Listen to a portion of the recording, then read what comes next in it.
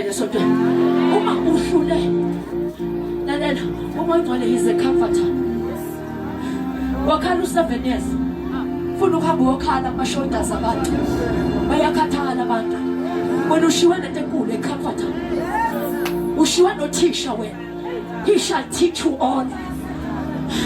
simakhathola nanamanje awasilutho saphambanisa kushuma kwethu semazulwini ngoba vele iBhayibheli awulazi kodwa indaba ifika qala bangaqatha ifoni yakho inawo bonke amagama abantu abasesontweni wazi nomuntu owakhala kwaphuma isikhwehlela thina sasemthandazweni azange sibone wazi nomuntu owathandaza kwabhamuka ifinyila ibhamuza ngoba wena uyasiqolozela thina sibasigqolozele ekhaya athi ababheka kuye bakhanya athi nobuso babo azange bajabhiswa ufana nala ubheke khona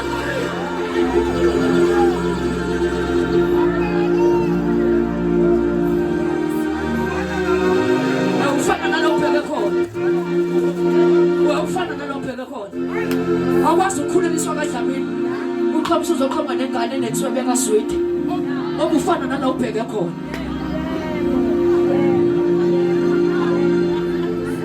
ungabhekile uNkulunkulu wena ubheke uswidi manje wasewaphuma ingane yakamshongo kwenze njani elimashana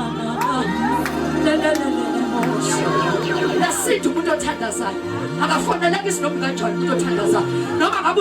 unengxoxo e-burning issue wafuna ukumhlabela yona naka wafika umuntu othandazayo naye akatshela umbona ungene emasangweni avela kunqe ngamadolo uthi uphapha uthi ngene bebesiya uthi phapha yadokosiya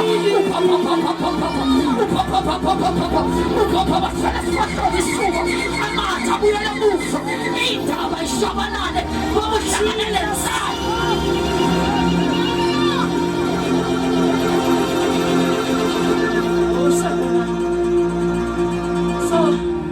Lomuntu wesifazane wamshiya bathi ngithi iyamshiya uyise nonina and cleave hayi unamathela and cleaved okusho ukuthi cleaving went beyond unamathela umamasha okusho ukuthi if Adam had cleaved to his wife aba ibangakhona i-national disaster yasembusweni kaNkulunkulu ukuthi kuze kungene inyonga and inyonga ayifikanga yakuphasela ifruit yabaqala baba ne-conversation ushilo yini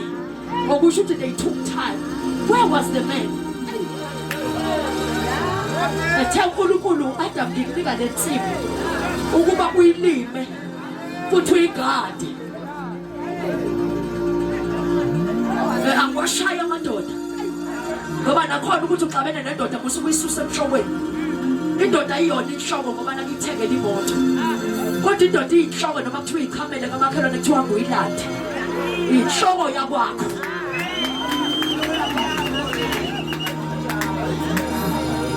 inhloko yakwakho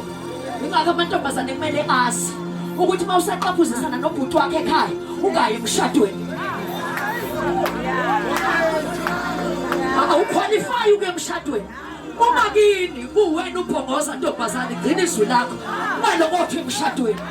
ngoba lapha emshadweni we are going to submit and ukusubmit awusubmit emshadweni it is king yomuntu wesifazane we were born with the genes yokusubmit